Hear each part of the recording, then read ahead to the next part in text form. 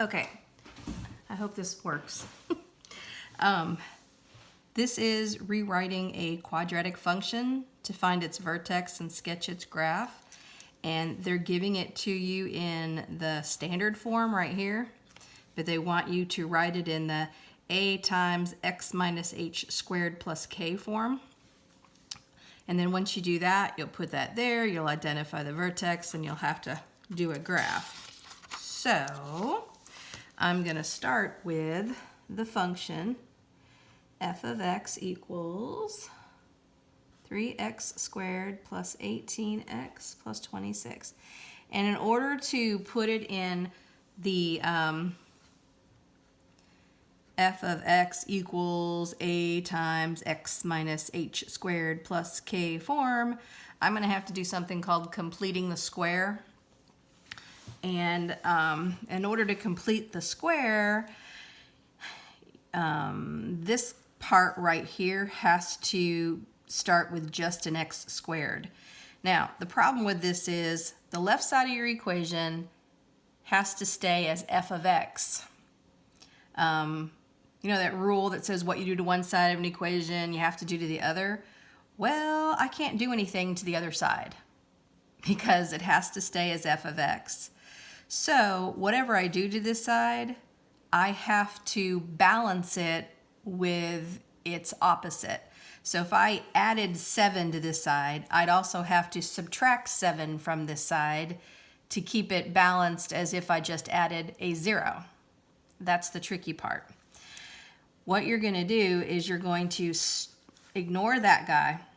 You just want the two terms that have the x's in them. And 3x squared and 18x, I'm actually going to factor out just the 3. And when I do that, I'll be left with x squared plus 6x. I still have this plus 26 over here, and I still have the f of x there. What you're going to do is complete the square on the x squared plus 6x. You're going to complete the square, making it a perfect square trinomial.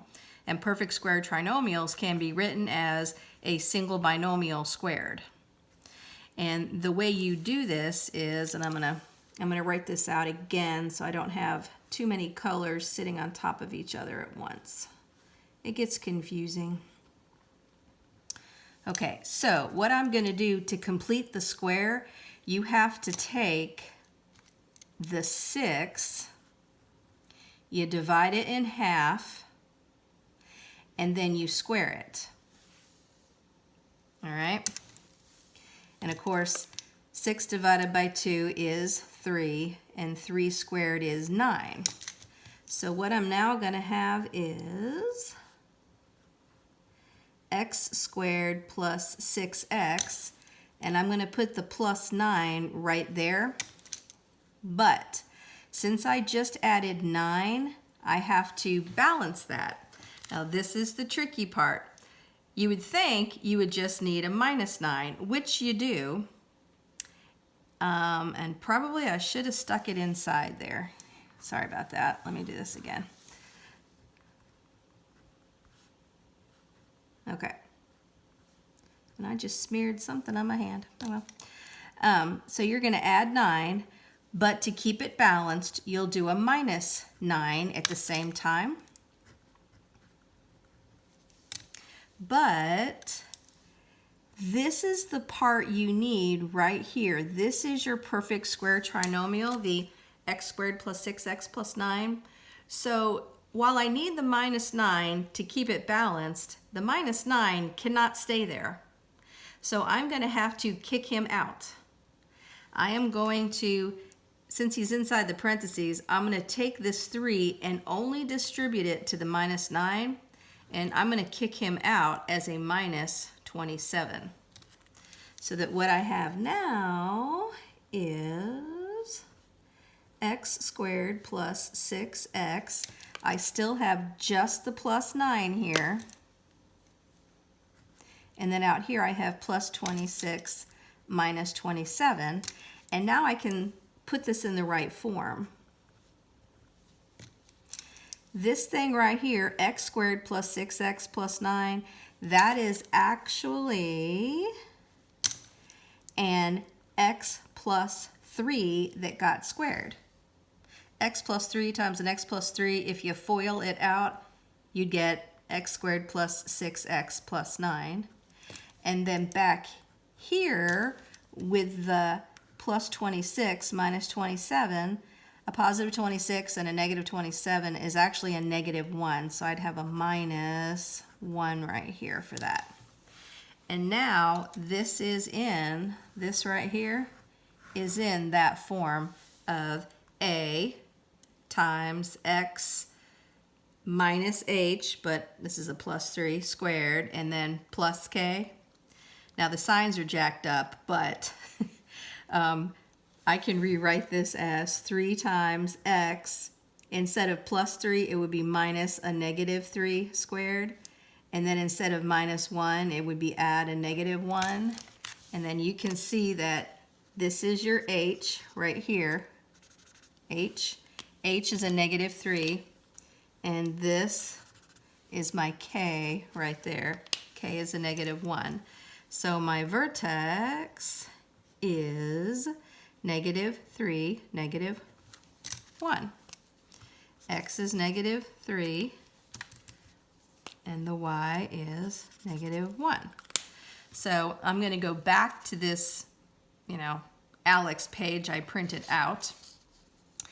And right in here, I would type in the 3 times, and forgot what it was, x plus 3 squared minus 1. And then right here for my vertex, it would be negative 3, negative 1. And then this is a parabola, so you're going to click on that, because it's a curve. And then negative 3, negative 1 would be your first point. So 1, 2, 3 to the left. Let me do it in red. 3 to the left and down 1. Here's my vertex right there. And then you're going to need at least one other point. I think this curve does the parabola for you. It says, and 4 additional points. 2 on each side of the vertex. Okay. Well, the easiest one to do is the y-intercept. And the y-intercept, where it crosses the y-axis, x is always 0. So if you stick a 0 there and you stick a 0 there, 3 times 0 squared is 0, 18 times 0 is 0, you're just going to be left with 26. When it's in this form, the c, of the ax squared plus bx plus c, the c is your y-intercept. So 0, 26. Oh man, and this thing doesn't even go up to 26. Well, poop. It's going to intersect way up here. I got to find something else. Well, fine. I'm going old school. I'm going to have to do this. And it says 2 on either side of the vertex. Plotting the vertex and 4 additional points, 2 on each side of the vertex. Okay, so I've already got the vertex, and the vertex is negative 3, negative 1. So I'm just going to go 2 whole numbers to the left and 2 whole numbers to the right so that I get the symmetry. So if you go to the left, it's negative 4 and negative 5. Let me use different colors. Negative 4 and negative 5. And then to the right would be negative 2 and negative 1. Negative 2 and negative 1. Now you'll notice I used the same colors. These 2 I put in green and these 2 I put in blue. That's because this thing has symmetry. These 2 are the same distance away from the vertex, just one to the left and one to the right. They'll have the exact same y coordinate. And these 2 are just one unit, one to the left, one to the right of the vertex. They'll also have the same y coordinate. So once I plug and chug, and you can use your calculator if you want, or just do the math.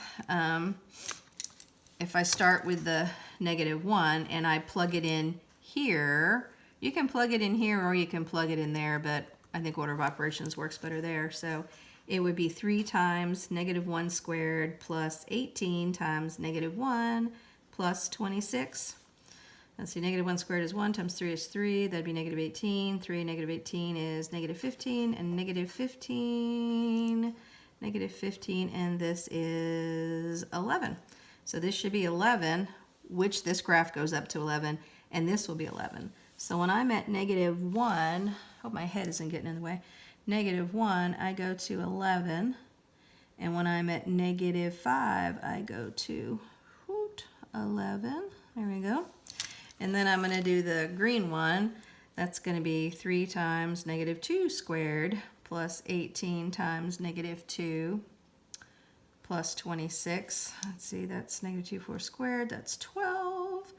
This would be a negative 36 plus 26. That'd be negative 10. That'd be 2. 2. So this would be 2 and this would be 2. So when I'm at negative 2, I should be at 2, and when I'm at negative 4, I should be at 2. So you'd have to plot all of those points and then draw in the graph. And the graph, use black, should look like that. Boop. How lovely. Hopefully that helps explain that for you, and hopefully my head didn't get in the way.